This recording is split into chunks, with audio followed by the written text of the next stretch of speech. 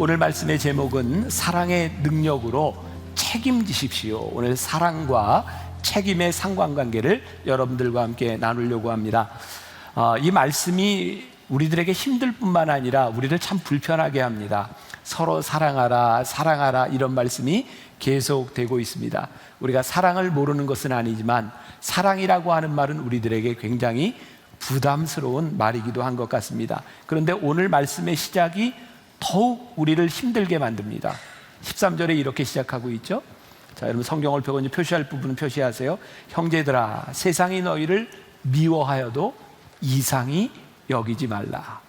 세상이 우리를 미워하는 것을 이상히 여기지 말라. 아무튼 사랑하는 것도 힘든데 말씀대로 살아가면 세상이 우리를 미워하게 될 수 있다는 거죠.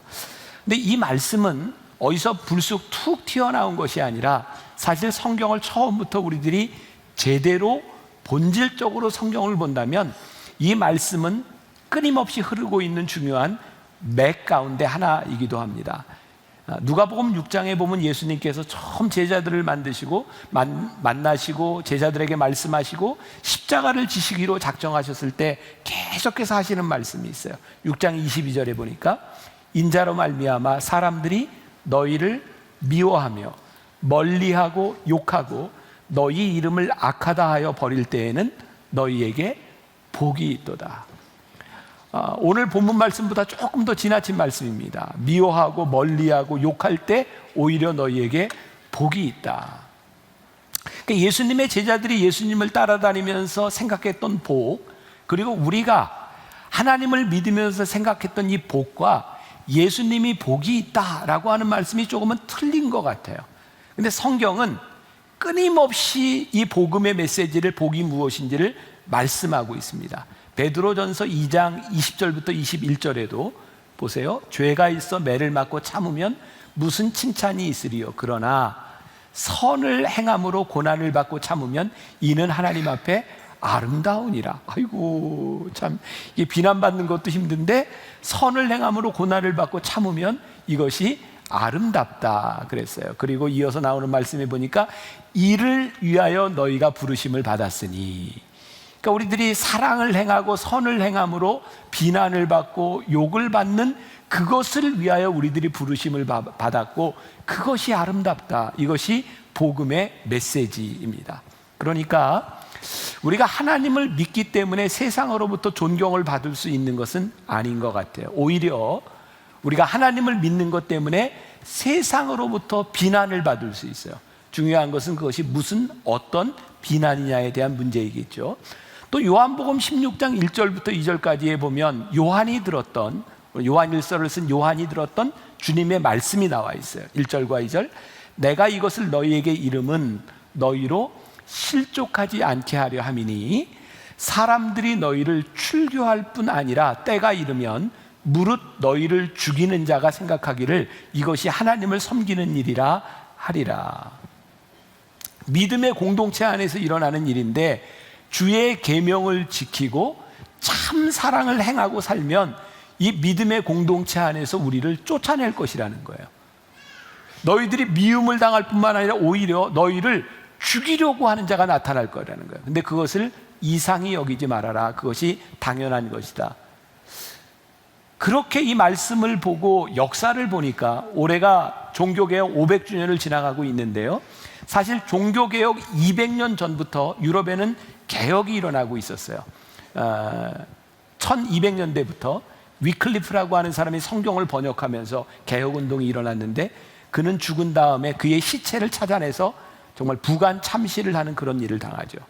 그리고 100년 후에 체코의 얀 후스라고 하는 사람이 화형을 당합니다. 루터는 얀 후스의 영향을 받은 사람이에요. 그리고 루터가 종교개혁을 하고요, 그 이후에 영국에서는 감리교회 창시자인 존 웨슬리라고 하는 개혁가가 나타나기도 합니다. 근데 놀라운 것은 이들이 다 교회 안에서 개혁, 말씀의 본질을 외치다가 다 죽임을 당하거나 그들이 출교를 당하게 되었다는 거예요. 그런데 이를 위하여 우리가 부르심을 받았다. 이 말씀이 굉장히 힘든 말 아니에요? 여러분들이 오늘 어떤 의도로 여기에 나와서 예배를 드리고 있습니까? 여러분들이 바라는 것들이 참 많을 텐데 하나님이 우리를 부르신 본질적인 이유는 의와 사랑과 하나님의 뜻과 선을 행하도록 우리를 부르셨고, 그것으로 인하여 우리들이 고난을 당할 수도 있다. 이것이 오늘 말씀의 본질적인 부분이죠. 자, 우리가 왜 이 말씀이 힘든가요? 우리는 선행을 행하고 나면 그 선행에 대한 대가를 바랍니다. 내가 이만큼 행했으니 여기에 대한 이만큼의 보상과 칭찬이 왔으면 좋겠다고 생각하는 거죠. 근데 성경은 이것과 반대의 이야기를 하고 있어요. 너희가 진짜 선행을 행한다면 너희들이 고난을 받을 수도 있다. 믿음은 행동이 증명한다라고 하는 책에 그런 이야기가 있어요. 제가 굉장히 인상적으로 들었는데, 우리가 세상에서요 좋은 일을 하면 칭찬을 받습니다. 그런데 예수님처럼 살면 십자가에 못 박힙니다. 예수님처럼 산다고 하는 것은 그렇게 쉬운 일이 아니고, 오늘 성경에서 이야기하고 있는 이 사랑이라고 하는 말, 우리들이 정말 많이 듣는 이 낭만적인 단어가 그렇게 낭만적이지 않은 거예요. 우리가 조금만 깊이 생각해 봐도 사랑은 낭만보다는 아픔이 많은 것 같아요. 왜냐하면 내가 사랑하지 않았으면 내가 당하지 않아도 될 아픔을 우리는 당합니다. 내가 사랑하기 때문에 그것을 견뎌야만 합니다. 사랑은 단순히 낭만적인 단어가 아니라 사랑은 참 아픈 말이구나 라는 생각이 들기도 해요. 자, 오늘 본문 말씀 14, 15, 16절을 보니까 우리는 형제를 사랑함으로 사망에서 옮겨 생명으로 들어간 줄을 알거니와 사랑하지 아니하는 자는 사망에 머물러 있느니라. 그 형제를 미워하는 자마다 뭐예요? 살인하는 자니 살인하는 자마다 영생이 그 속에 거하지 아니하는 것을 너희가 아는 바라. 그가 우리를 위하여 목숨을 버리셨으니 우리가 이로써 사랑을 알고 우리도 형제들을 위하여 목숨을 버리는 것이 마땅하니라. 우리가 힘든 게 뭐냐면 이 마땅한 일이 힘들어요. 마땅한 일이 우리들에게 힘들다. 여러분, 세상은요 미워하기 때문에 살인을 해요. 결국 이게 사망에 이르게 되는 거예요. 근데 우리는 사랑함으로 사망에서 생명으로 옮겨졌고, 사랑함으로 인하여 친구를 위해 목숨을 버려요. 자, 보세요. 세상은 미워함으로 살인을 하는데 우리는 사랑함으로 내 목숨을 내어줘요. 세상이 우리를 이해할 수 있겠습니까? 이건 완전히 다른 세계관에서 사는 거예요. 세상의 가치와 우리의 가치가 완전히 다른 곳에서 살아가기 때문에 우리들이 복음으로 말씀으로 살아가면 이 세상 가운데서 필연적으로 미움을 당하고 필연적으로 세상과 충돌하게 되어 있어요. 여러분들이 죄를 지어서 충돌하는 것이 아니라 말씀대로 복음으로 인하여 여러분들이 충돌하고 있다면 우리는 제대로 된 신앙생활을 하고 있는 거예요. 제가 오래전에 이 원고를 써놓고 이게 제 출처를 제가 기억을 못 하겠는데 어느 책에서 아마 제가 본 겁니다. 이런 이야기가 있어요. 어떤 사람에게 이웃에 있는 사람이 솥을 빌리러 왔습니다. 근데 이 사람이요, 솥을 빌리러 온 사람에게 이렇게 말을 하는 거예요. 전에 내가 자네 집에 솥을 빌리러 갔을 때 자네가 거절했지? 나 솥 빌려주지 않아. 이건 복수랍니다. 복수. 어떤 사람이 이웃집에 가서 솥을 빌리러 왔는데 이 사람이 이렇게 얘기합니다. 내가 전에 자네 집에 갔을 때 자네가 솥을 빌려주지 않았지? 근데 나는 자네에게 빌려줘. 가져가. 미움이랍니다. 탈무드에 나오는 이 이야기가 여기까지 끝나지만 여운처럼 남아있는데 그 다음 이야기를 하자면 이런 거라는 거예요. 솥을 빌리러 온 이웃에게 복수하지도 않고 미워하지도 않고 여기 있어, 자, 잘 쓰게 라고 빌려주는 것이 사랑입니다. 우리들의 모습을 보는 것 같아요. 우리는 가정에서 친지들끼리 혹은 교회 공동체에서 문제들이 있을 때 사랑하고 용서하고 품어주면서 이렇게 말을 하죠. 내가 주님의 사랑으로 다 용서하고 품어주고 내가 다 해결됐어. 그렇지만 이건 짚고 넘어가자. 자, 요거 내가 다 잊어버렸어. 우리의 마음 깊은 곳을 보니까 우리는 선행을 베풀면서도 우리 안에 독이 있어요. 미움이 있어요. 복수가 있어요. 우리가 베푼다고 생각하기 때문이죠. 내가 용서하기 때문이라고 생각하기 때문이죠. 그런데 오늘 말씀은 우리들에게 굉장히 중요한 말씀을 하고 있는데, 우리가 하는 사랑, 우리가 받은 사랑은요, 하나님이 먼저 우리를 사랑하신 그 사랑으로 인하여 우리들이 하는 거예요. 자, 그러니까 예수님께서 우리들에게 가서 제자를 삼으라 라고 말씀하셨을 때, 이것은 우리가 그 사람들에게 가서 구원을 만들어주는 것이 아니라 우리들이 받은 구원을 가지고 세상 사람들에게 알려주는 것이 제자를 삼는 거예요. 이미 우리들에게 이루어진 구원의 역사를 가지고 나가서 제자를 만든다고 하는 것은 그들에게 보여주는 겁니다. 우리는 빛이 아닙니다. 우리는 빛될 능력이 없습니다. 그러나 빛을 보여줄 수 있어요. 우리는 본질적으로 사랑이 아닙니다. 우리들에게는 사랑의 능력이 없습니다. 그런데 우리가 받은 사랑을 보여줄 수 있는 거예요. 우리는 생명이 아닙니다. 우리는 생명을 만들어내는 능력이 없습니다. 그러나 우리들이 얻은 생명이 무엇인지를 우리들이 알게 하는 겁니다. 그때 우리는 교만할 필요도 없고 우리는 그저 그렇게 하라는 것이죠. 자, 16절 말씀, 그가 우리를 위하여 목숨을 버리셨으니 우리가 이로써 사랑을 알고 우리도 형제들을 위하여 목숨을 버리는 것이 어떻게 해요? 마땅하니라. 자, 오늘 여러분들에게 사랑에 대한 구별을 하나 해드리려고 합니다. 우리들이 흔히 사랑을 착각하는 경우가 있는데, 하나는 뭐냐면 자기애에 근거한 이기적인 사랑과 지금 하나님께서 말씀하시는 내가 목숨을 내어줄 수 있는 사랑에 대해서 우리들이 종종 혼동할 때가 있는 것 같아요. 그래서 우리는 내가 사랑하는데 상처를 주고 내가 사랑하는데 아픔을 주기도 합니다. 올해 초에 제가 영화를 하나 봤습니다. Passengers라고 하는 영화인데, 여러분들 한번 보세요. 영화 굉장히 좋은 영화입니다. 제가 이 말씀 막 준비할 때 이 영화를 봤기 때문에 영화를 보고 와서 제가 바로 원고에다가 이렇게 써놓은 부분입니다.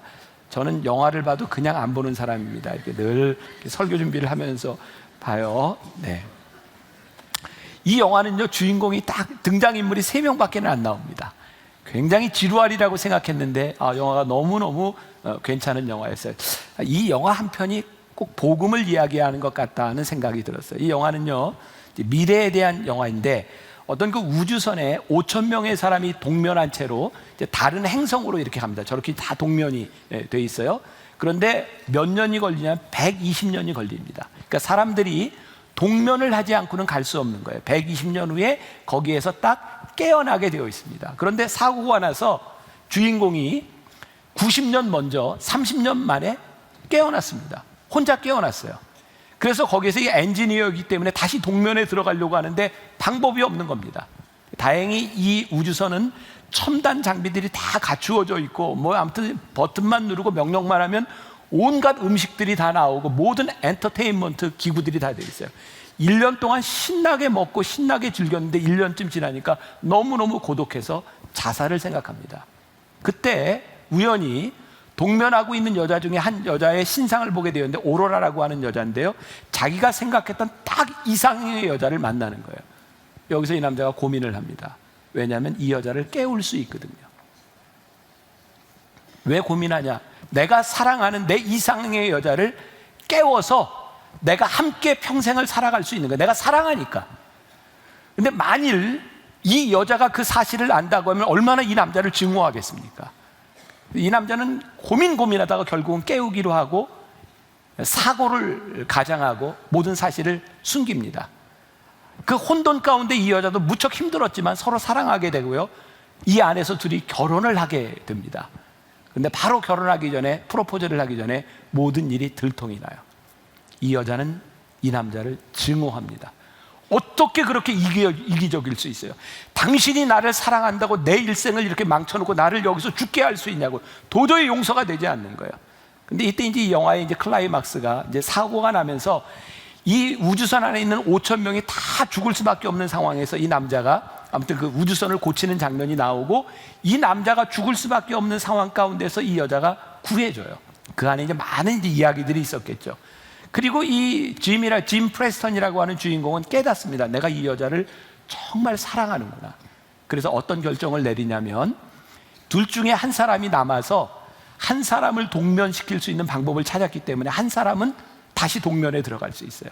기꺼이 이 남자는 여자에게 이야기합니다. 미안하다고 동면에 들어가서 깨어나서 이루고 싶은 꿈을 이루라고. 그리고 이 남자는 자기 홀로 외로이 죽어갈 결심을 합니다.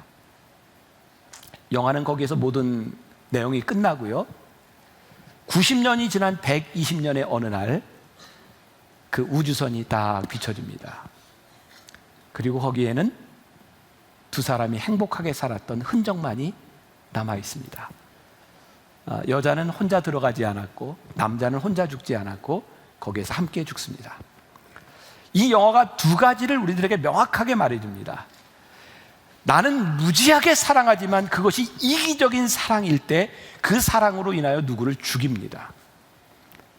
그런데 내가 정말 사랑하면 그 사랑으로 인하여 내 목숨을 내놓습니다. 오늘 성경이 우리들에게 이야기하는 요한 공동체가 우리들에게 이야기하는 하나님의 사랑이 뭔지 아세요? 하나님은 하나님을 사랑하셔서 우리를 위해 죽으신 것이 아니라 우리를 위하여 하나님이 그 사랑으로 목숨을 내어주셨고 그 사랑을 안 우리들은 나를 사랑함으로 누군가를 사랑한다고 이기적인 사랑을 하는 것이 아니라 그 사랑을 위하여 내가 죽을 수 있다. 이것이 요한 공동체가 이야기하고 있는 사랑의 이야기입니다. 우리들 주변에 일어나는 참 그런 많은 이야기죠. 우리는 쉽게 이런 얘기합니다. 내가 너 얼마나 사랑하는 줄 알아? 부모가 자식을 사랑하고 남편과 아내가 내가 당신을 얼마나 사랑하는 줄 알아? 그런데 왜 우리는 이렇게 아플까요? 왜 우리는 그 사랑으로 인해서 그렇게 힘들까요? 가만히 생각해 보니까 그 사랑이 얼마나 이기적인 자기 사랑인지 몰라요. 오늘 16절 말씀에 그가 우리를 위하여 목숨을 버리셨으니 우리가 이로써 사랑을 알고 우리도 형제들을 위하여 목숨을 버리는 것이 마땅하니라. 그리고 오늘 요한은 이 사랑을 말로만 하지 말고 행함과 진실함으로 하자고 말을 하고 있어요. 자, 17절부터 19절까지 우리 같이 한번 봉독해 봅니다. 자, 이제 졸릴 타이밍이 됐으니까 소리를 내서 같이 보세요. 시작. 누가 이 세상의 재물을 가지고 형제의 궁핍함을 보고도 도와줄 마음을 닫으면 하나님의 사랑이 어찌 그 속에 거하겠느냐? 자녀들아, 우리가 말과 혀로만 사랑하지 말고 행함과 진실함으로 하자.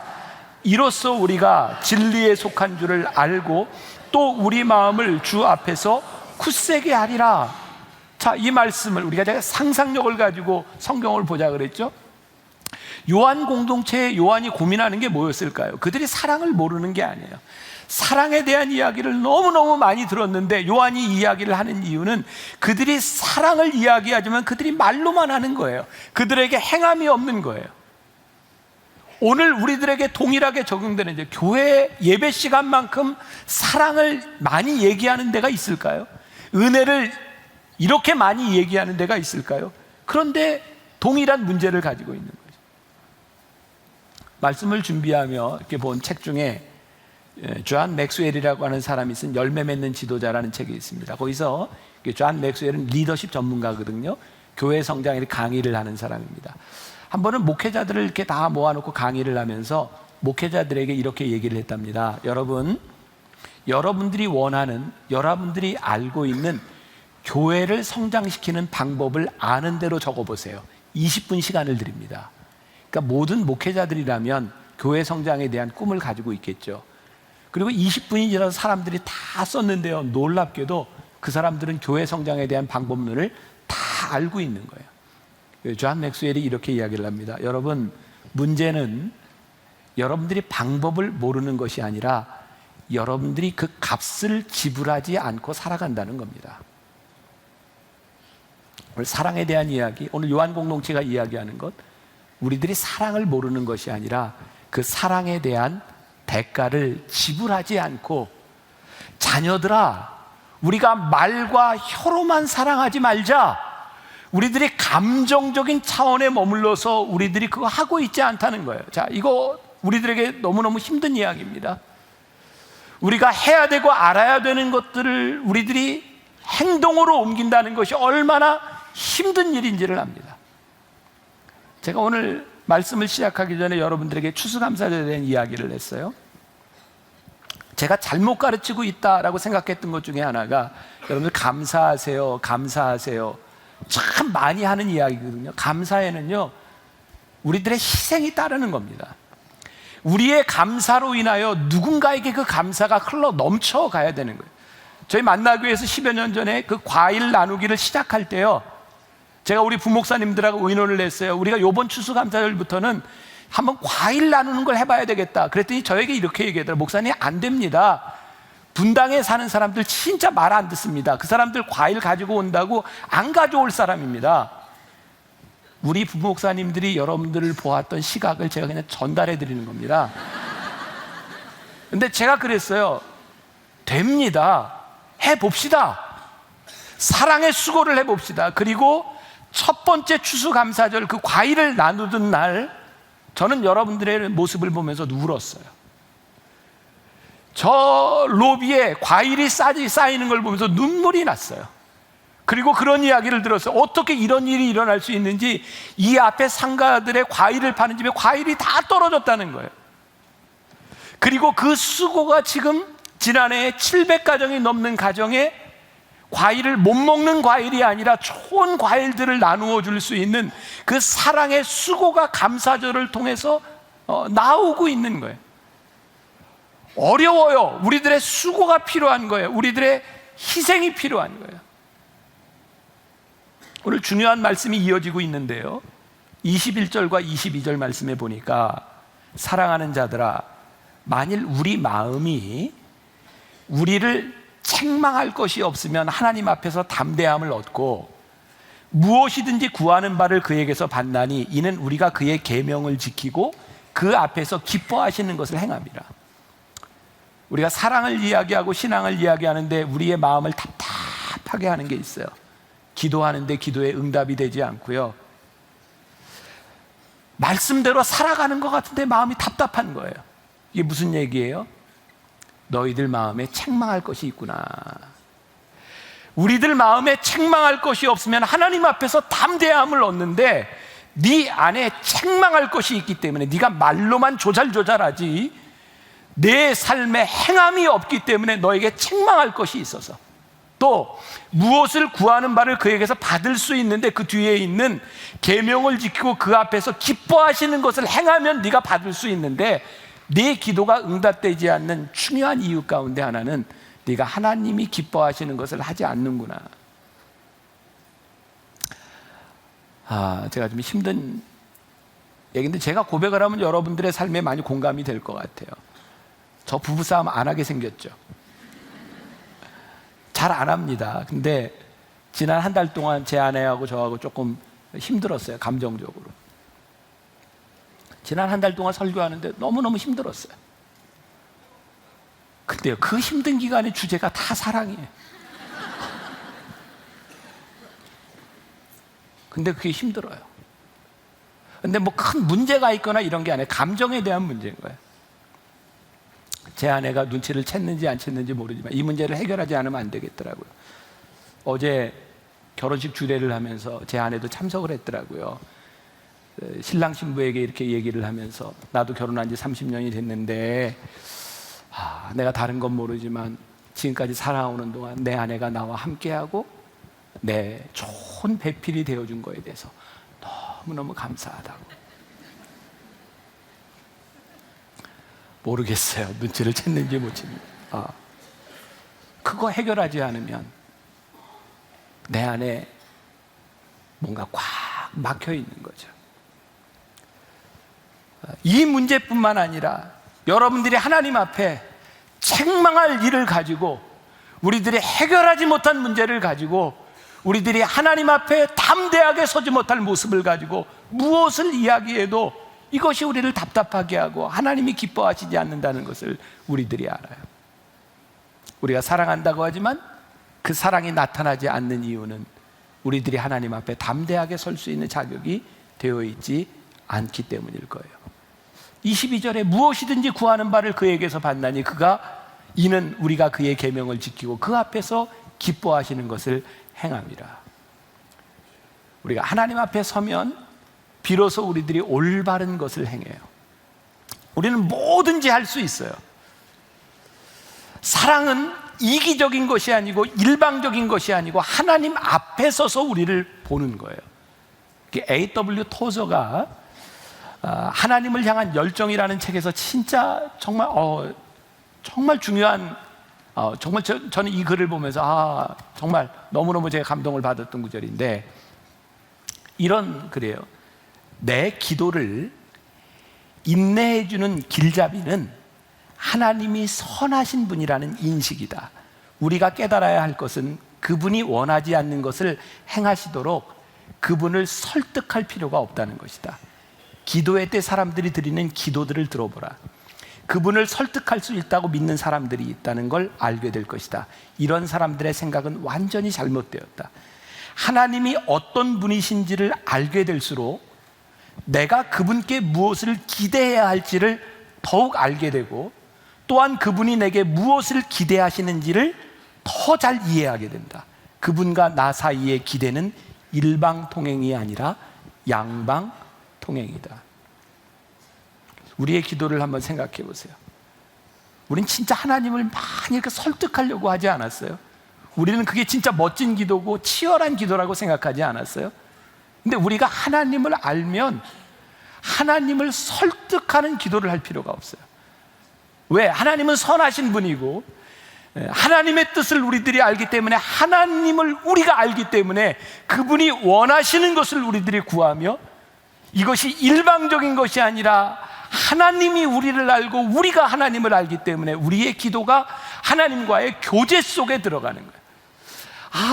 요한이 이 요한일서를 통해서 끊임없이 하나님과의 교제라고 하는 것, 이것은 일방적인 것이 아니라 우리가 하나님을 알므로, 하나님이 우리를 알므로 그 교제 속에 들어가는 거예요. 이때 우리가 담대히 하나님 앞에 나아갈 수 있어요. 사랑이란, 오늘 본문 23절에 보니까 오늘 주제 말씀일 것 같아요. 그의 계명은 이것이니 곧 그 아들 예수 그리스도의 이름을 믿고 그가 우리에게 주신 계명대로 서로 사랑할 것이니라. 자, 다른 게 아니에요. 그 예수 그리스도의 사랑을 알고 그분이 우리들에게 주신 그 계명 그대로 서로 사랑하라. 토 달지 말라는 거예요. 본질적인 그 사랑 위에 서라는 거예요. 예를 들면 우리가 이제 여기 공이 하나 있다고 쳐요. 여기에 조명들이 많이 비추고 있는데, 조명이 이렇게 비치면 그림자가 이쪽으로 비칩니다. 이쪽으로 이렇게 비치면 그림자가 이쪽으로 비치고, 조명의 각도에 따라서 그림자가 작게도 되고 길게도 되고 타원형이 되기도 하고, 조명이 여러 개가 비치면 그림자가 여러 개가 생기기도 합니다. 본질은 딱 하나입니다. 공입니다. 사랑은 딱 하나입니다. 그런데 우리는 이 사랑을 자꾸 변질시키려고 하는 거죠. 아주 멋진 얘기입니다. 사랑을 우리들이 잘못 왜곡하면 변질되고요, 변질되면 저질되는 겁니다. 참 운율이 맞죠? 본질, 변질, 저질. 이게 조현철 목사님이 이렇게 강의하면서 이런 얘기했는데, 이게 참 멋지다는 이야기를 했어요. 우리들이 끊임없이 그 계명 안에서, 하나님의 본질 안에서 서로 사랑하라, 이것을 변질시키지 말고 우리들이 그 사랑 안에 서라는 거예요. 그래서 요한복음 15장 12절에서 예수님께서 하신 말씀을 기억하고 있죠. 내 계명은 곧 내가 너희를 사랑할 것 같이 너희도 서로 사랑하라 하는 이것이니라. 요한복음 13장 1절, 세상에 있는 자기 사람들을 사랑하시되 끝까지 사랑하시니, 이게 사랑의 본질이에요. 서로 사랑하고 끝까지 사랑하고. 저는 오스왈드 챔버스를 참 좋아하는데, 그가 주님은 나의 최고봉이라고 하는 책도 썼고, 그는 그의 삶에서 하나님의 영광, 거룩함이라고 하는 이야기를 참 많이 하거든요. 그는 사랑의 명령은 우리를 영광스럽게 하고 하나님을 영광스럽게 한다는 거예요. 굉장히 중요한 표현이라고 생각해요. 우리가 진정한 사랑, 본질적인 사랑이 우리 가운데 일어나면 우리가 영광스럽게 되고 하나님이 영광스럽게 되는 거예요. 이게 오스왈드 챔버스가 한 이야기 가운데 하나인데요. 지금까지 당신은 예수 그리스도를 위해 삶을 바칠 수 있는 영광스러운 기회를 놓치지 않고 살아왔는가? 예수님은 우리에게 그분을 위해 죽으라고 부탁하지 않으시고 우리의 삶을 내어놓으라고 부탁하신다. 죽으라고 부탁하는 게 아니라 우리의 삶을 내어놓으라고. 주님은 우리의 죽음을 위해 자신을 희생하지 않으셨다. 주님은 우리의 죽음이 아니라 우리의 삶을 원하신다. 저는 이 말씀을 이렇게 묵상하다가 저에겐 이런 결론이었어요. 우리 굉장히 비장하잖아요. 예수님을 위해 죽는다. 이웃을 위해 죽는다. 형제를 위해 죽는다. 저는 이게 죽는다고 생각을 했는데 사실 이게 죽음이 아니더라고요. 뭐냐면 내가 형제를 위해 죽는다고 하는 것은 내 삶의 선택의 일부분이에요. 죽는 것이 죽음이 아니라 내가 내 삶에서 선택한 것이 죽음일 수 있고요. 내 삶의 선택이 끝까지 희생하며 살아갈 수 있고요. 우리는 죽음을 위해 달려가는 것이 아니라 우리들의 삶에서 죽음도 나타나고 삶도 나타나고 우리는 하나님께서 우리들에게 주신 영광스러운 삶을 위하여 우리들의 삶을 살아가는 거예요. 우리가 죽음을 위해 달려가고 있지만 그것은 죽음이 아니라 우리들이 치열하게 하나님의 말씀을 가지고 살아가는 삶이에요. 그때 우리의 죽음이 영광스럽죠. 와, 내가 주님의 말씀대로 살아가는 삶이 죽음으로도 나타나고 희생으로도 나타나고. 이 사랑이라고 하는 것은 우리들에게 마땅한 의무와 책임을 이야기해요. 오늘 말씀이 사랑과 책임이 연결되어 있죠. 24절에 그의 계명을 지키는 자는 주 안에 거하고 주는 그의 안에 거하시나니 우리에게 주신 성령으로 말미암아 그가 우리 안에 거하시는 줄을 우리가 아느니라. 이 말씀이 이렇게 좀 어려워요, 성경이. 그래서 제가 오늘 여러분들에게 졸지 말라 계속 이야기하는데 이 말씀에 흐르는 맥이 그래요. 뭐냐면 사랑은 결코 낭만적인 것이 아니라 우리들에게 책임을 요구한다는 것이고 우리들에게 책임이 있기 때문에 사랑이 결코 낭만적일 수 없다는 거예요. 자, 아까 잠깐 언급한 이야기인데요. 교회만큼 은혜와 사랑을 이야기하는 공동체가 있을까요? 근데 우리는 진짜 이 교회 안에서 흐르는 사랑, 흐르는 은혜를 경험하나요? 우리들이 경험하지도 못할 뿐만 아니라 세상이 우리를 바라보며 그렇게 영광스럽게 생각하지 않아요. 이유가 뭘까 생각해 보니까 우리들의 이 사랑에 대한 책임에 대한 문제더라고요. 우리는 교회에서 사랑과 은혜를 이야기할 때 무슨 사랑과 은혜를 이야기하냐면 우리가 입은 사랑과 우리가 입은 은혜, 그것을 너무 많이 이야기하는 거예요. 근데 정작 중요한 것은 오늘 요한 공동체가 이야기하는, 요한이 이야기하는 이 사랑은 너희들이 하나님의 사랑을 입었으므로 너희들이 말로만 하지 말고 그 사랑을 보여주라는 거예요. 우리들에게 그 사랑이 보여주지 않으면 그것은 거짓이라고 말씀하고 있는 거예요. 그러니까 뭐냐면 하나님의 사랑의 본질은 우리들이 받은 은혜와 사랑에서 끝나는 것이 아니라 우리들이 받은 은혜와 사랑을 보여주는 거예요. 세상은 우리들이 받은 은혜와 사랑을 보는 것이 아니라 우리들이 받은 은혜와 사랑을 우리들이 지키는 것을 봅니다. 우리가 좀 반쪽만 살았죠. 그래서 우리들이 책임 없는 삶을 살아요. 자, 다시 말씀합니다. 이 말씀이 저와 여러분들과 앞으로 우리들의 삶에 얼마나 힘든 이야기인지 알아요. 사랑이 낭만적이지 않다는 것, 그 사랑은 우리들에게 책임을 요구한다는 것. 근데 놀라운 것은 우리들이 이를 위하여, 때로 우리들이 하나님의 말씀대로 살아가기 위해 고난을 받으며 우리들이 살아가고 있지만 우리들이 이를 위하여 부르심을 받았는데 진짜 중요한 것은 그것이 영광스럽다는 거예요.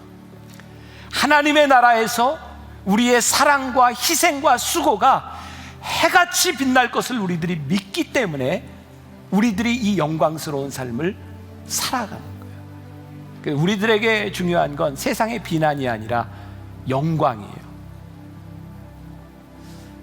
우리들에게 드러나는 영광, 우리들을 통해서 드러나는 하나님의 영광, 세상이 우리를 통해 보게 되는 하나님의 사랑, 요한이 오늘 우리들에게 말씀하고 우리들이 오늘 그 책임을 가지고 나가서 살아야 되는 이유이기도 합니다. 오늘 제가 여러분들 굉장히 힘들게 합니다. 왜? 한 주간을 살아야 되는 여러분들의 삶이 결코 쉽지 않기 때문입니다. 그러나 우리들의 희생과 사랑, 우리의 책임이 하늘에서 해같이 빛남을 우리들이 믿으며 한 주간을 여러분들이 승리합시다. 말과 혀로만 사랑하는 것이 아니라 우리들의 사랑이 드러날 수 있도록 한 주간을 승리하는 여러분들이 되시기를 주님의 이름으로 간절히 축원합니다. 자, 오늘 순종에 대한 말씀을 함께 나누려고 하는데, 지난 주간에 제가 천안에 있는 천안중앙교회에서 집회를 인도하면서 첫날 이렇게 시작을 했어요. 언젠가 제가 여러분들에게 말씀을 드렸던 것처럼 하나님의 말씀으로 우리의 마음이 좀 불편해졌으면 좋겠다. 그러니까 늘 우리들이 원하는 그런 말씀들이 아니라 우리를 변화시키는 말씀들이 있었으면 좋겠다. 근데 오늘 또 이 십자가에 대한 말씀을 나누면서 제 마음에 그런 소원이 있습니다. 말씀을 전하는 저나 말씀을 듣는 여러분들에게 이 말씀이 우리를 좀 힘들게 했으면 좋겠다. 그래서 우리로 하여금 십자가의 길을 갈 수 있으면 좋겠다. 그런 마음으로 말씀을 들으면 좋겠습니다. 순종이라고 하는 말이 참 좋은 말입니다. 아마 하나님의 은혜를 경험하고 나면 우리들 가운데 맨 처음 드는 생각이 그런 걸 것 같아요. 순종해야지. 내 순종이라고 하는 것이 참 좋기는 한데 순종하는 것이 그렇게 쉽지 않습니다. 순종을 하기 위해서는 우리들에게 찾아오는 고통도 있고요, 때로는 순종하기 위해서 끊임없이 우리를, 자기 자신을 부인하지 않으면 안 될 때도 있습니다. 오늘 여러분들이 읽었던 본문 말씀, 빌립보서의 말씀은 아주 유명한 케노시스, 자기를 비우는 복음에 대한 말씀인데, 여긴 예수님께서 순종이라고 하는 말씀 대신에 복종이라고 하는 말씀을 사용하고 있습니다. 오늘 8절 말씀이 이렇게 되어 있죠. 사람의 모양으로 나타나서 자기를 낮추시고 죽기까지 복종하셨으니 그 십자가에 죽으심이라.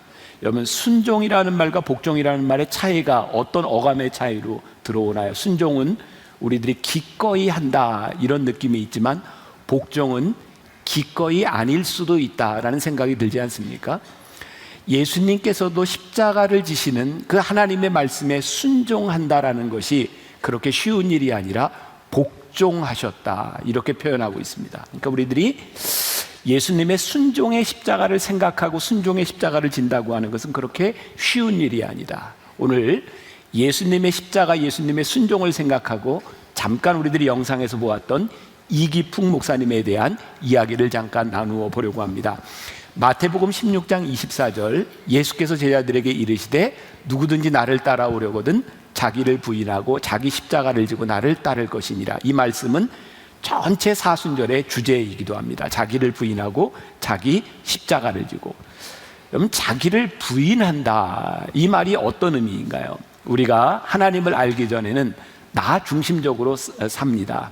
내가 만나는 사람, 내가 하고 싶은 일들. 그런데 내가 하나님을 만나고 나고 십자가를 생각하면 나를 부인해야 될 일들이 생각납니다. 내가 원하는 하나님이 아니라 하나님이 원하시는 내 모습이 생각나고, 이 세상에서 내가 하고 싶은 일들이 아니라 하나님께서 이 세상에서 우리가 무엇을 하기를 원하시는지 하나님의 생각들이 우리들 가운데 들어오기 시작하면 필연적으로 우리는 자기를 부인합니다. 오늘 여러분들에게 이런 도전으로 말씀을 시작하고 싶어요. 저나 여러분들이나 우리는 얼마나 나를 부인하는 삶을 살아가고 있는가. 예수님이 이 땅에서 말씀을 전하실 때 예수님을 따르겠다고 하는 많은 무리들이 있었죠. 저는 세 가지 부류로 나눌 수 있다고 생각해요. 하나는 군중들이었다. 그들은 예수님이 하시는 말씀이 너무 좋았고 예수님이 행하시는 기적이 좋아서 예수님을 따라다녔던 사람이에요. 그런가 하면 서기관과 같은 사람들이 있었어요. 이건 좋은 의미에서 서기관이죠. 예수님이 좋았을 뿐만 아니라 조금 더 깊은 관심을 가지고 예수님을 알려고 했던 사람들입니다. 니고데모 같은 사람, 젊은 청년 관원과 같은 사람. 그러나 그들은 관심은 있었으나 거기까지 들어가지 못한 사람들이었죠. 세 번째 부류는 제자입니다.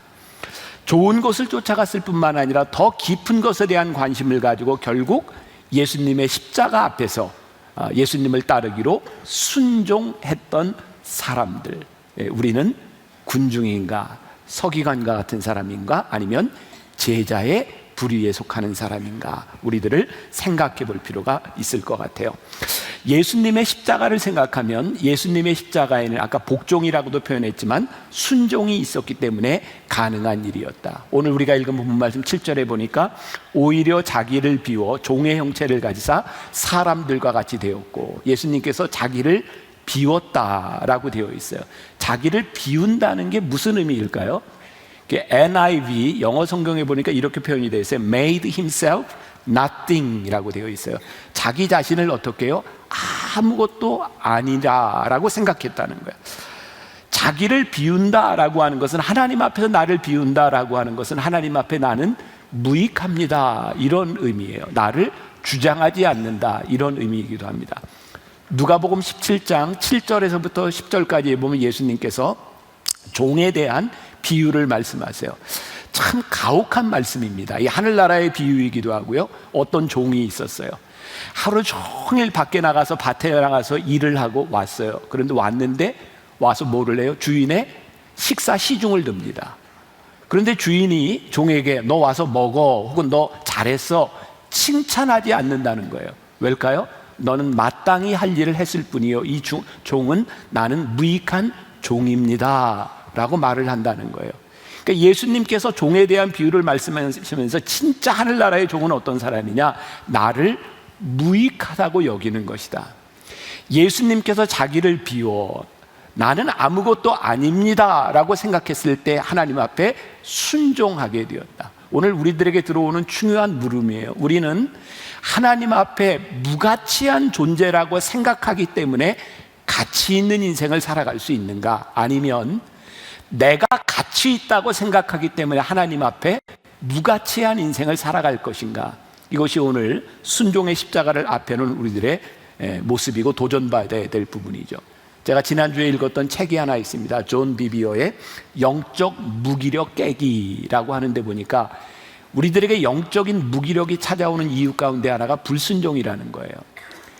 여러분, 순종은 몇 프로쯤 하면 순종하는 걸까요? 책에 보니까 이렇게 되어 있더라고요. 99%를 순종해도 1% 불순종이 불순종으로 이끈다는 거예요. 우리들이 하나님 앞에 순종을 생각할 때 정말 우리들에게 중요한 것은 내가 하나님 앞에 전적으로 순종할 수 있는가, 나는 무가치한가 라는 것을 생각하지 않으면 우리는 순종하기 참 힘든 사람들인 거죠. 자, 이기풍 목사님에 대한 이야기로 잠깐 돌아가 보겠습니다. 여러분, 우리나라에 최초의 목사 안수를 받은 사람이 1907년 평양에서 나옵니다. 7명의 조선 사람들이 처음으로 목사 안수를 받습니다. 이 조선 땅에서 그 7명이 목사 안수를 받으면서 그들이 어떤 생각을 하냐면, 선교사들이 이 땅에 들어와서 복음을 전했으니 우리 중에 한 사람은 선교해야 되지 않겠는가. 그래서 그 중에 한 사람을 뽑습니다. 누가 뽑혔을까요? 이기풍 목사님이 뽑힙니다. 그리고 선교사로 선교지로 보낸 데가 어디냐면 제주도입니다. 그 당시에 우리나라 제주도는 선교지였던 거죠. 이기풍 목사님은 어떤 사람인가? 그는 1865년에 우리나라에 태어났고요. 평양은 우리가 동방의 예루살렘이라고 불리우지만 처음에 기독교가 들어왔을 때 굉장히 핍박을 많이 했던 곳입니다. 이 이기풍은 깡패로 알려져 있지만 사실은 평양의 하급 관리였다 그럽니다. 그는 유교 사상을 지키기 위해서 그 당시에 마포 3열 마펫 목사님이 들어왔을 때에 돌을 가지고 마펫 목사님의 턱을 때렸던 사람입니다. 턱이 깨어졌죠. 그렇게 기독교를 핍박하고 영상에서 나왔던 우리나라 평양 대부흥 운동의 진원지였던 장대현 교회가 건축할 때 그 교회를 때려 부셨던 사람입니다. 그런데 그가 어느 날 하나님의 음성을 듣습니다. 우리도 이런 음성 들으면 참 이렇게 헌신할 것 같은데, 그죠? 바오라, 그때 사오라 바오를 부르셨던 것처럼 기풍아, 기풍아, 내가 왜 나를 핍박하느냐. 그 말씀을 듣고 이기풍 목사님은 고꾸라집니다. 그리고 원산에 스왈렌 선교사님의 전도를 받고 그는 이 체험을 하고 눈물을 흘리고 하나님이 나를 부르셨다고 이야기했을 때 스왈렌 선교사가 이야기합니다. 예수님이 당신을 귀하게 쓰실 증거요. 그래서 그는 1907년에 목사 안수를 받게 된 거죠. 여러분, 제주도 땅에 그때 들어가서 복음을 전한다고 하는 것은 쉬운 일이 아니었습니다. 지난주에 우리들이 보았던 이재수의 난 기억하세요? 1901년 천주교로 인해서 제주 땅에는 기독교에 대한 부정적인 이미지가 많이 들어가 있었고요. 1907년에 이기풍 목사님이 제주로 파송을 받았을 때 제주는 복음을 전하기 무척 어려운 땅이었습니다. 그리고 목포에서 배를 타고 제주로 가는 것이 그렇게 쉬운 일이 아니었어요. 풍랑을 만나서요, 결국은 1년 후에야 제주 땅에 들어가게 됩니다. 얼마나 복음을 전하는 게 힘들었는지 얼마 되지 않아서 이기풍 목사님은 포기하고 싶은 마음이 들었고, 이것은 아니라는 생각이 들어서 자기가 턱을 깼던 마포 삼열 마패 선교사님에게 편지를 보냅니다. 내가 포기해야 될 것 같습니다. 그때 마패 목사님이 이렇게 답장을 보냅니다. 이기풍 목사님, 당신의 편지를 보니 포기하고 싶다고 하는데 지금 내 턱에는 당신이 때렸던 그 흉터가 아직도 나에게 있습니다. 이 흉터가 아물 때까지 분투하십시오. 이 말을 듣고 이기통 목사님은 거꾸로져 통곡하기 시작합니다. 그리고 하나님 앞에 다시 헌신하기로 마음을 먹게 되고 순종의 길을 걷게 되죠. 이기풍 목사님은요, 제주도의 전설적인 선교의 역사를 만들어낸 분이고, 그리고 그분이 제주도에 선교를 마치고 이제 전라도로 왔을 때 1937년은 일제가 소위 말하는 내선 일체, 일본과 그들이 식민지로 가지고 있었던 나라들은 하나다라고 하는 것 때문에 신사참배를 강요하던 때였고, 이기풍 목사님은 신사참배를 거부했고 결국은 1942년에 옥에서 죽습니다. 이기풍 목사님의 삶을 바라보며 제가 깨닫게 되는 건 그런 거예요. 이분이 참 위대한 삶을 살았는데 그분의 순종이 결코 쉬운 것이 아니었다는 거예요. 그분이 그렇게 할 수 있는 쉬운 일을 한 것이 아니었다는 것이었고, 또 이기풍 목사님이 이렇게 목회자가 되고 제주로 갈 수 있었던 이유 가운데 하나는 그분의 사모님 윤함의 사모님의 권면과 도움이 있었다는 거예요. 그 윤함의 사모님이 죽으면서 딸이었던 이살의 권사에게 남긴 유언이 있습니다. 제가 한번 읽어드릴게요. 여러분들 오해하지 말고 그 당시에 이런 믿음을 가지고 딸에게 썼다고 하는 것을 한번 기억하면서 들어보세요. 세상과 짝하지 마라. 5분 이상 예수님을 잊지 마라. 열심히 교회 봉사를 해라. 주의 종은 하나님 다음 가는 분이시다. 주의 종의 가슴을 아프게 하지 마라. 목사님의 가슴을 아프게 하면 미리암과 같이 벌을 받게 될 것이다. 상대방이 내 인격을 어떠한 방법으로 무자비하게 짓밟고 천대와 멸시를 하더라도 십자가에 매달리신 예수님만 바라보며 끝까지 참아라. 내가 세상을 떠난 후에 심판대에서 예수님께서 판가름해 주실 것이다. 그러므로 날마다 참으며 내가 내 자신을 죽여라. 내가 죽어지지 않을 때 남을 미워하게 될 것이다. 남을 미워하지 못할 때 예수님도 너를 용서하지 않으실 것이다. 나를 제일 미워하는 사람을 용서할 수 있는 사람이 참 그리스도인이다. 신자의 무기는 감사와 인내와 사랑과 겸손이다. 감사는 축복을 열고 닫는 열쇠이기 때문이다.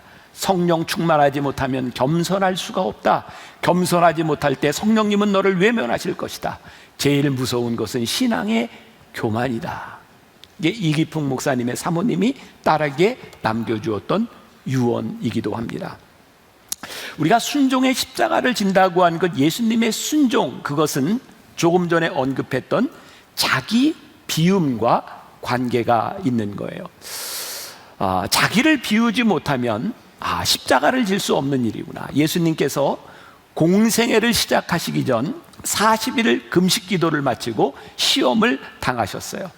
그때 사단은 예수님께 세 가지의 시험을 하죠. 여러분들 잘 아는 것처럼 떡을 만들라고 하는 것, 절하라고 하는 것, 모든 그 성전에서 뛰어내려 보라고 하는 것, 그리고 너에게 모든 것을 주겠다고 하는 거예요. 자, 여기에서 중요한 말씀을 여러분들과 나누고 싶어요. 여러분, 시험은요, 순종을 가로막는 장애물이지만, 잘 들으세요. 시험은 우리의 순종을 가로막는 장애물이지만 이것은 장애물로 끝나는 것이 아니라 이것을 지나가야 순종이 가능해요. 그래서 저는 장애물이 아니라 시험은 우리들의 신앙의 통과 의례다라고 말할 수 있을 것 같아요. 이해가 되세요? 장애물이 아니라 우리들이 넘어가야 되는 거예요. 예수님께서 오늘 예수님에 대한 말씀, 본문 말씀, 너희 안에 이 마음을 품으라 곧 그리스도 예수의 마음이니, 그분이 어떤 분이에요? 하나님과 동등됨을 취할 것으로 여기지 않았다. 예수님이 명예를 내려놓으셨다 이 말이죠. 자기를 비워 종의 형체를 가지사. 이게 무슨 말이에요? 예수님이 하나님의 아들로서 누릴 수 있는 안락함을 포기했다 이런 말이죠. 사람의 모양으로 나타나사 자기를 낮추사라고 하는 말은 사람으로 겪어야 될 고통을 기꺼이 감수했다. 이것이 예수님의 자기 비움이라는 말이에요. 그런데 오늘 예수님의 이 자기 비움, 예수님의 순종은 예수님께서 처음 광야에서 시험을 받으셨던 일과 아주 밀접한 연관이 되어 있어요. 자, 마태복음 4장 1절부터 나오는 말씀을 제가 봉독합니다. 그때 예수께서 누구에게요? 성령에게 이끌리어, 여러분들이 주목해야 될 부분입니다. 성령에게 이끌리어 마귀에게 시험을 받으러 광야로 가사 40일을 밤낮으로 금식하신 후에, 이것도 중요합니다, 후에 줄이신지라. 시험하는 자가 예수께 나와서 이르되 내가 만일 하나님의 아들이거든, 여기에도 밑줄을, 성경을 안 보시는구나 지금. 기억하세요. 하나님의 아들이거든 명하여 이 돌들로 떡덩이가 되게 하라. 예수께서 대답하여 이르시되 기록되었으되 사람이 떡으로만 살 것이 아니요 하나님의 입으로부터 나오는 모든 말씀으로 살 것이라 하였느니라 하시니. 자, 마태복음 4장 1절부터 4절까지 말씀을 여러분들이 집에 가셔서 아니면 이번 한 주간 묵상하셔도 좋을 것 같아요. 십자가는 우리들이 늘 시험으로 생각합니다. 왜? 그 지기 힘들기 때문이죠. 그런데 놀라운 것은요, 그 지기 힘든 십자가를 우리들이 질 때 그것이 우리들의 삶의 능력으로 나타난다는 거예요. 여러분, 시험이 능력이고 우리를 순종으로 이끄는 이유 중에 하나는 뭐냐면, 그 시험을 통해서 우리는 그 순종이 진짜인지 가짜인지를 드러내도록 하고 증명하도록 만들기 때문입니다. 자, 혹시 지금 여러분들 가운데 내 인생에 내가 시험을 당하고 있구나 라고 생각하는 분이 있으세요? 사도 바울은 로마서 5장 3절과 4절에서 이렇게 이야기합니다. 다만 이뿐 아니라 우리가 환난 중에도 뭐예요? 즐거워하나니 환난은 인내를, 인내는 연단을, 연단은 소망을 이루는 줄 알미니라. 그러니까 우리들이 소망으로 이끌어가는 데는 연단도 있고 인내도 있고 환난도 우리들에게 있는 거예요. 이제 지금은 이런 말이 잘 안 통할지 모르겠지만 지난 몇 년 전만 해도 중국이라는 나라를 생각하면 짝퉁 이런 이미지가 있었죠.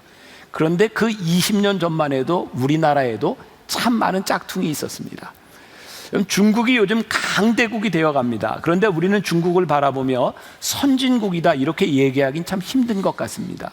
왜냐하면 많은 기사들을 보면 그 사람들이 돈이 아무리 많아졌다 할지라도 돈으로 해결되지 않는 그들의 매너, 문화 이런 것들이 있는 거죠. 그게 중국 사람들에게만 문제인가요? 우리도 이런 과정들을 다 지나왔던 거죠. 예전에 참 진짜 그런 일이 있었는지 모르겠어요. 중국의 1%의 부자들은 물도 중국 물을 안 먹는다 그러죠. 한국하고 일본에서 수입한 물을 먹는다고 합니다. 중국에서 있었던 일이에요. 농부들이 봄에 씨를 뿌리는데 싹이 안 나요. 왜냐하면 종자씨가 가짜예요. 그래서 이게 너무너무 억울해서 농부가 농약을 먹고 자살을 시도했는데 안 죽어요. 농약이 가짜예요. 근데 여러분들 보세요. 이게 진짜 씨인지 이게 진짜 농약인지 어떻게 알아요? 뿌려봐야 아는 겁니다. 여러분, 우리들의 삶의 시험은요, 우리로 하여금 우리들의 삶이 real, 진짜인지 아닌지를 드러내는 것이기 때문에 시험은 우리들에게 아주 귀중한 것입니다. 그래서 예수님께서 공생애를 시작하시기 전에 이 시험의 과정을 넘어가신 거죠. 지난 1년 동안 한국 이 교계 안에 가장 큰 이슈 중에 하나는 종교인 과세 문제였던 것 같아요. 종교인들이 세금을 내야 되느냐 말아야 되느냐, 교회의 세금은 어떤 문제냐, 저는 속으로 그런 생각을 했어요. 이 과세 문제가 쉽지 않습니다. 그런데 제 마음 가운데 이 과정들을 통하여 교회와 성직자들과 모든 종교들이 깨끗해질 수 있겠구나. 이 과정들이 어렵기는 하지만 우리로 하여금 참과 거짓을 만들어내는 과정이구나. 요즘 이 세상을 제일 뜨겁게 만드는 이슈 중에 하나가 미투 운동 아닙니까? 여기저기서 성추행을 당했다, 성폭행을 당했다. 그래서 지금 떨고 있는 사람들이 굉장히 많다는 거예요.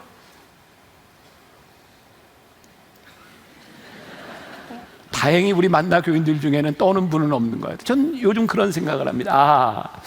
이게 참 마음 아프고 힘들고 어려운 과정이긴 하지만 이 과정들을 통하여 사회가 깨끗해질 수 있는 것이구나.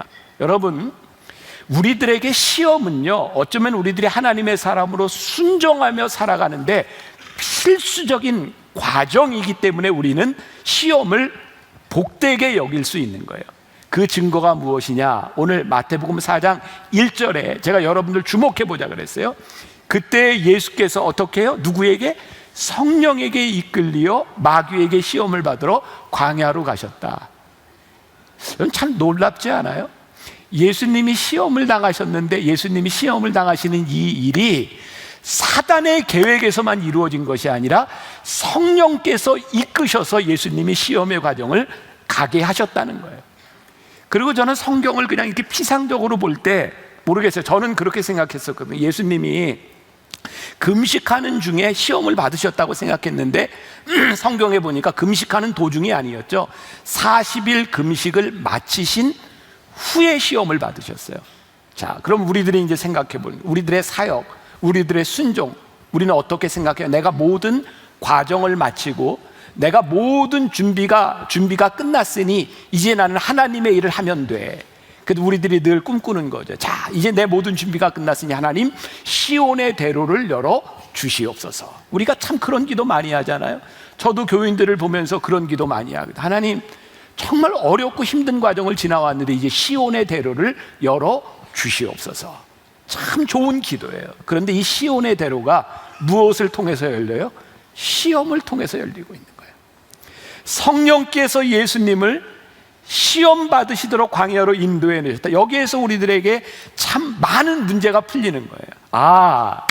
우리들의 인생의 시험과 고난이라고 하는 것, 이것이 마귀 사탄에 의해서도 올 수 있고 성령에 의해서도 올 수 있다고 하는 것은 무슨 말이냐면 하나님께서는 우리들의 시험을 시험으로 끝내도록 하시는 것이 아니라 이 시험을 통하여 우리를 하나님의 사람으로, 성령의 사람으로 만들어 가시는 과정 가운데 우리를 머물게 하신다. 너무너무 귀하지 않아요? 저는 오늘도 뭐 이렇게 큰 일은 아니지만 제가 오늘 아침에 이렇게 좀 많이 어지러웠어요. 오늘 설교를 할 수 있을까? 그래서 일부 설교를 한 최호근 목사님한테 내가 혹시 강단에 올라와서 설교를 못할 수도 있으니까 원고 가지고 대기하고 있으세요. 지금 시험 당하는 중에 우리 최호근 목사님이 언제 부를지 모르니까. 근데 저도 아침에 제 책상에서 너무너무 어려우니까 간절해지는 거예요. 하나님 좀 붙잡아 주세요. 아마 우리 최 목사님도 저 앞에 앉아 있으면 혹시 제가 언제 올라올지 모르니까 참 간절하지 않을까요? 여러분들의 삶에 우리가 감당하기 힘든 문제들을 만나면 우리는 간절해지고요, 하나님을 찾고요, 하나님이 어떤 분이신지를 우리들의 삶에서 경험하게 되는 그 과정들을 지나가게 되는 거죠. 제가 수년 전입니다. 이건 뭐 실명을 밝힐 수는 없지만 제가 러시아의 모스크바에 집회를 갔을 때 유명한 톨스토이 하우스라고 하는 한국 사람이 운영하는 민박집이 있었습니다. 그분을 우연히 만나게 되었고 그분이 저를 처음 있는 동안 극진히 대접을 해줬어요. 근데 사람이 대접해 줄 때는 이유가 있더라고요. 어느 날 갑자기 저에게 목사님, 여기 모스크바에 있는 어떤 분을 좀 만나주세요. 참 교인들은 참 너무너무 참 그래요. 어려운 일은 꼭 목사한테 시켜요. 자기가 할 수 없는 일인데 뭐냐면 이분이 정말 믿음이 좋은 분으로 우리나라의 큰 대기업 S기업 있죠? 삼성이라고 얘기는 못하겠어요. S기업인데 그분이 와서 정말 거기서 신화적인 일을 만들어 놓은 거예요. 뭐 LG나 뭐 다른 기업에 비해서 월등하게 참 많은 일을 이루어 놨습니다. 이분은 정말 믿음이 좋은 사람이라 그가 거기에서 일을 하면서 나는 내 일을 통해서 하나님의 영광을 나타낸다, 늘 이렇게 공포하며 다녔던 사람이에요. 근데 이분이 정말 누구도 예상하지 않았는데 진급이 안 됐어요. 그리고 이분을 정말 힘들게 한 건 그분이 거기에 법인장으로 있을 때에 진급이 안 된 것으로 끝난 것이 아니라 다른 사람을 거기에서 회사에서 보낸 거예요. 이분이 회사에 이렇게 물었대요. 그러면 나한테 나가라는 얘기입니까? 그랬더니 회사에서 그런 의미는 절대 아닙니다. 근데 그 자리가 너무 힘든 거예요. 그러니까 톨스토이 하우스의 주인이 저에게 지금 이 사람이 이런 상황이니 목사님이 가서 위로해 주세요. 이걸 무슨 말로 위로를 할까요? 그리고 제가 차를 타고 그분이 있는 곳까지 가는 길이었어요. 제가 오늘 말씀을 준비했던 이 내용은 그때 저에게 떠올랐던 거였어요. 예수님께서 성령에 이끌리어 시험을 당하셨다. 제가 그분 사무실에 가서 기도하고 이 말씀을 읽고 이렇게 이야기를 했어요.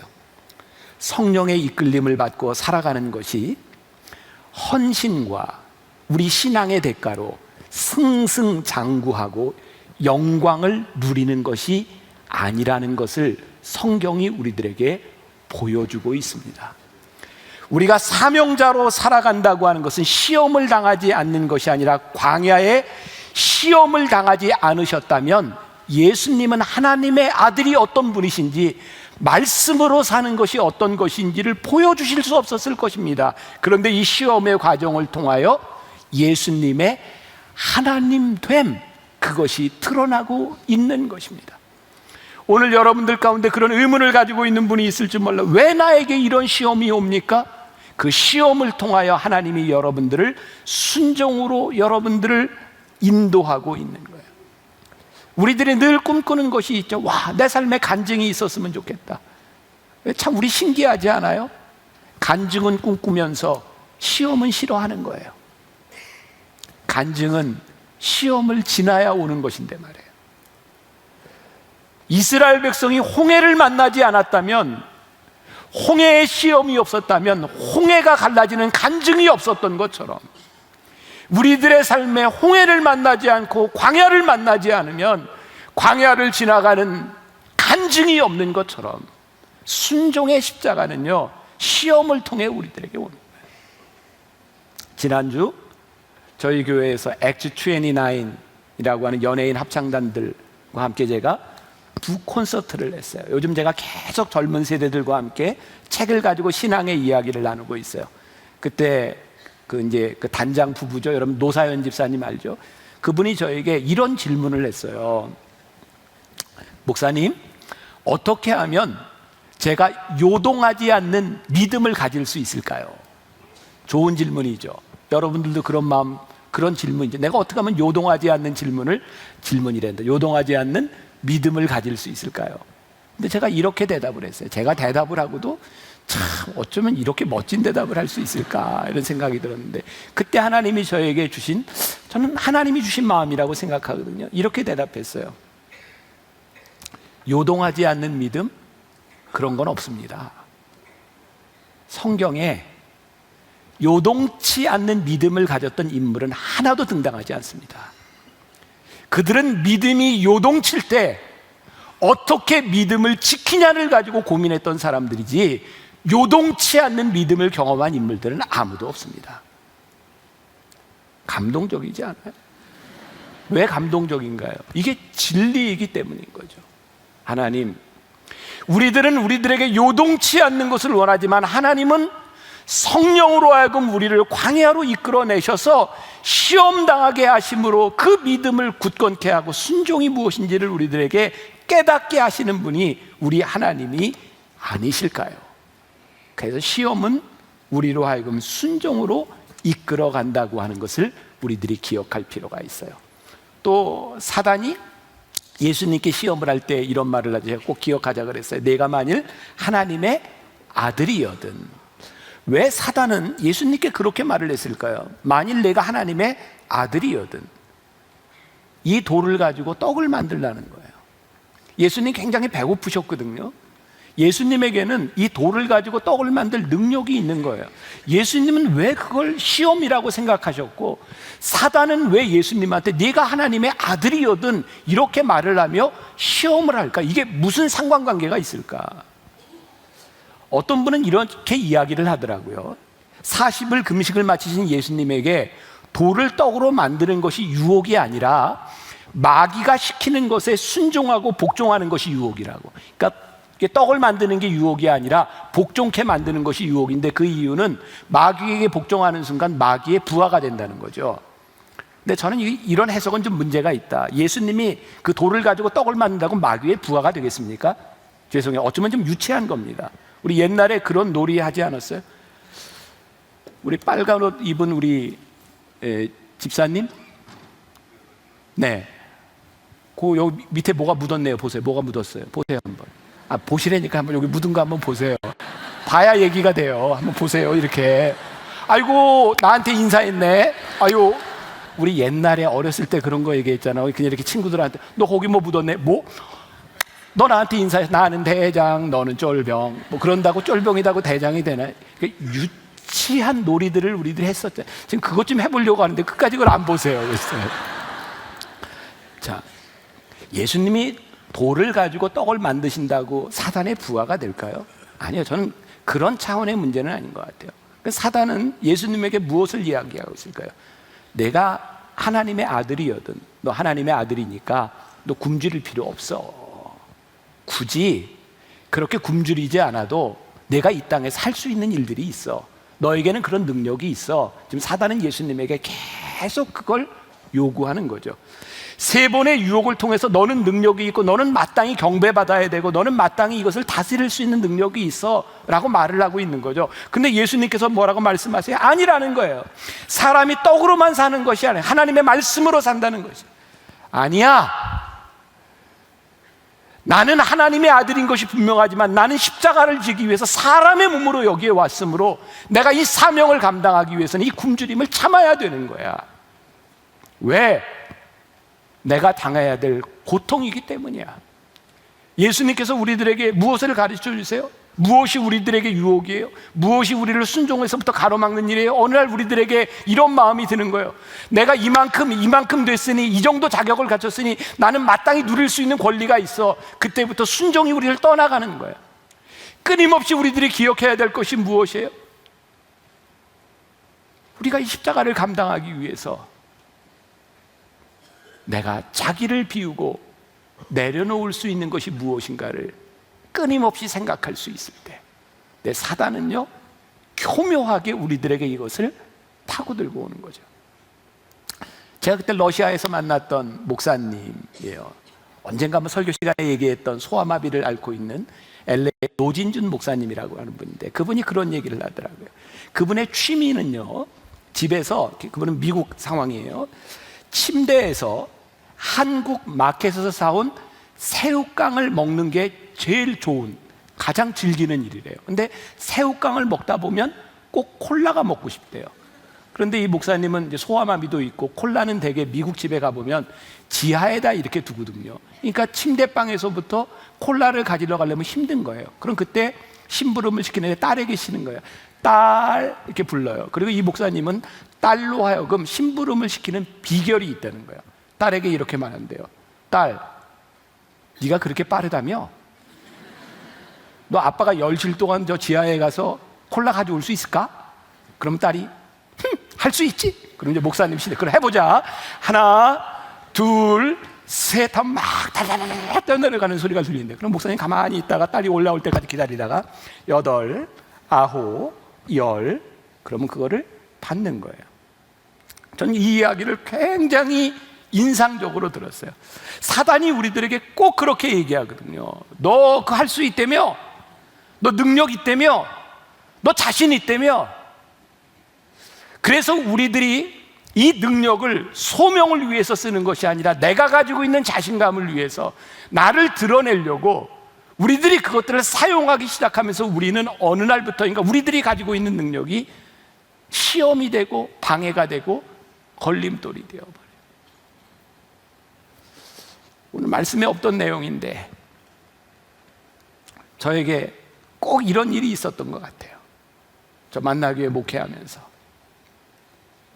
제가 그렇게 만나교회 담임 목사로 10여 년을 지나면서 저를 제일 힘들게 했던 일, 저에게 늘 꼬리표처럼 이렇게 따라다니는 아버지를 이어서 세습했다, 그 이야기 때문에 제가 그거 벗어나려고 개척하려고 여기저기 건물을 보러 다니고, 내가 개척하려고 여기저기 사람들을 만나고 다닐 때 실제로 어떤 기업인이 저에게 그런 제안도 했어요. 이게 여러분들에게 처음 이야기하는 건데, 장충체육관을 자기가 빌릴 테니 같이 개척해보지 않겠냐, 저 그런 제안도 받았던 사람이에요. 근데 그 시기에 하나님께서 저에게 물으셨던 게 뭔지 아세요? 너 왜 개척하려고 하는데? 근데 제 속에 대답이 하나밖에 없었어요. 저 제 능력을 좀 증명하고 싶어요. 사람들에게 듣는 이야기 그 꼬리표를 떼고 제 능력을 증명하고 싶어요. 그때 하나님께서 저에게 뭐라고 물으셨는지 아세요? 만나 교회에 맡겨진 그 양들, 그 교인들은 너에게 뭔데? 하나님이 저에게 주신 사명은요, 제가 저를 증명하는 것보다, 제 능력이 드러나는 것보다 더 중요한 거예요. 여러분들의 삶에서 여러분들이 자기를 증명하고 싶은 일들이 참 많을 거예요. 나는 이렇게 해서 나는 이런 사람이라고 하는 것을 증명해 보고 싶고, 나는 결백을 증명하고 싶고, 내 믿음을 증명하고 싶고. 근데 하나님은 우리들이 증명할 수 있는 그 무엇보다, 우리들의 능력보다, 우리들이 순종하며 살아가기 위해 우리들이 지켜야 될 것이 무엇인가를 우리들에게 묻고 계시고, 순종의 십자가를 바라보는 이 시간 우리들에게 묻고 계시는 거죠. 우리가 이 세상에서 순종하고 사는 게 얼마나 힘들어요. 우리의 믿음을 지키며 사는 거 얼마나 힘들어요.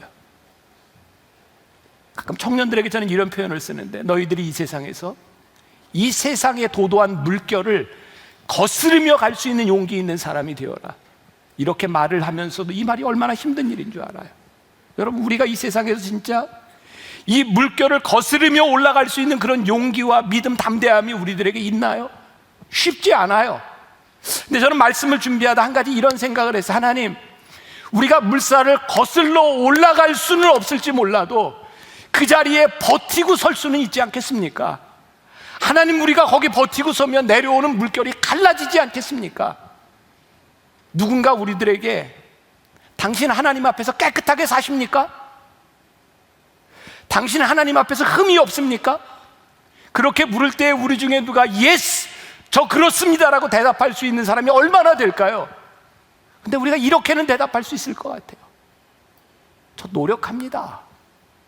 저 애씁니다. 그렇게 살아보려고 십자가 붙들고 몸부림치고 있습니다. 우리가 그 정도는 이야기할 수 있지 않을까요? 그게 순종이고, 그게 십자가고, 그게 오늘 순종의 십자가를 지고 가라고 하는 이 사순절에 우리들이 보아야 될 우리들의 아이덴티티, 우리들의 신앙인의 모습은 아닐까요? 우리가 예수님처럼 그렇게 능력 있지는 않습니다. 그러나 예수님을 닮아갈 수는 있을 것 같아요. 예수님처럼 그렇게 십자가를 질 수 있는 용기는 없을지 모르지만 우리가 그렇게 기도할 수는 있지 않을까. 이번 순환중한 혹시 여러분들 인생의 광야 가운데서, 여러분들이 받는 유혹 가운데서, 그것이 유혹에 넘어지거나 유혹으로 끝나는 것이 아니라 성령께서 우리를 여기에 있게 하셨으니 우리가 능히 감당할 수 있도록 주님 저를 붙잡아 주세요. 순종할 수 있는 믿음을 주세요. 견디게 해주세요. 그 믿음 가지고 승리하는 한 주가 되시기를 주님의 이름으로 간절히 축원합니다.